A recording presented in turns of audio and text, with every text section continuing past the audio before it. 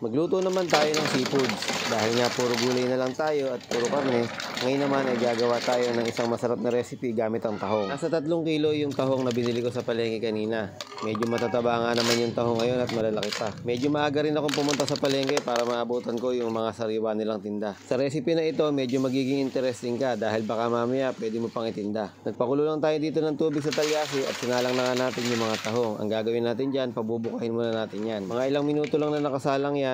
Kapag kumulo yung tubig, bubuka na agad yan. Kagaya nung nakikita ninyo, ayan, bumubuka na. So, bakit ko nga ba pinapabuka yung mga tahong? Kasi ang gagawin natin dito ay tatanggalin natin yung mga laman niya doon sa shell. Okay na siguro to at nakabuka na nga lahat. Kaya naman hahanguin na nga muna natin. Upang sa ganun nga ay matanggal muna natin ito sa kanilang mga shell. Sa inyo bang mga lugar, ano ba yung mga paborito nyong recipe gamit ang tahong? Baka naman pwedeng i-comment nyo dito at i-share nyo kung ano ba yung mga paborito nyong recipe gamit yung tahong para naman malaman ng iba. At malaman ko na din para naman sa susunod yun naman ang aking gagayahin. Habang mainit-init pa nga ay tinatanggal ko na yung mga tahong doon sa kanyang shell. At habang tinatanggal naman natin ito sa shell, tatanggalin na natin yung mga naiiwan pang mga dumi ng tahong. Ito nga at ipapakita ko sa inyo kung ano ba yung tinatanggal ko dito sa laman ng tahong. Kung mapapansin niyo ay meron siyang parang buhok o parang tali ba yun na medyo mahirap tanggalin yan pagka nakatiklo pa yung tahong. So ito siya, medyo mahirap siyang tanggalin pagka hindi pa siya luto. Pero pagka luto na, hihilahin mo lang na ganyan kasama pa yung pinakalaman. Yun yata yung ginagamit ng tahong para makakapit siya doon sa mga poste sa dagat o yung mga kahoy na kinakapitan nila doon sa dagat.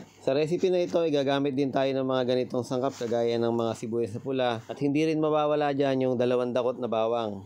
Yes, tama nga yung pagkakadinig mo dahil ang gagawin natin ngayon ay garlic buttered spicy tahong. Maghihiwa lang din tayo dito ng siling gagamitin natin. Isang pirasong siling haba lang muna yung hiniwa ko. At dito naman sa ating bagong pan na nabili ko lang sa TikTok na talaga naman sulit na sulit ka. Naglagay muna ako ng konting mantika dito at tapos nga inilagay ko na nga yung butter. At habang tinutunaw nga natin yung butter, papakita ko lang sa inyo yung hawakan nitong aking pan. Ditanggal siya at napakadali lang niyang gamitin. I-grip mo lang dyan yan at tapos nga ay nakakabit na sa inyong pan. At 3 piraso yung binili kong pan na yan, yung isa nga ay parang saucepan siya. Kung gusto nyo mag-avail, puntahan nyo lang sa aking TikTok at nandun sa yellow basket. Bago pa nga matunaw yung ating butter, nilagay ko na nga yung ating maraming bawang. Habang hinahalo ko to, maraming salamat po sa lahat ng mga taong nanonood ngayon at sa mga nag-share ng ating video. At sa mga bashers naman po, welcome na welcome din naman po kayo. Wala naman po problema kahit mag-comment kayo ng negatibo. Dahil aminado naman po ako na hindi ako perfecto at alam ko naman po na wala naman talagang taong perfecto. Pagkalagay ko naman ng ating mga sibuyas, nilagyan ko na nga ito ng ketchup at nilagyan ko na rin ng tomato sauce. At para sa pampaalat naman ay gagamit lang tayo dito ng patis. Siguro mga 3 kutsarang patis. Haluin lang natin ang haluin ito hanggang sa gumanda na nga yung pagkakagawa ng sauce natin. Unti-unti ay mapapantay na yung kanyang kulay kaya naman lalagyan na natin ito ng paminta.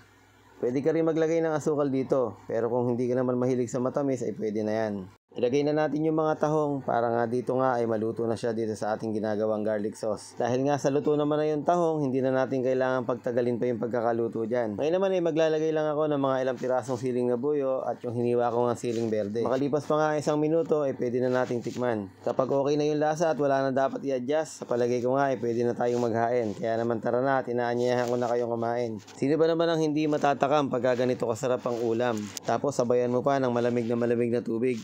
At pagka nabusog ka na, ay didighay ka at sasabihin mo, "Thank you Lord." Paano pa? Kita-kita na lang ulit tayo sa mga susunod pang video. I love you all.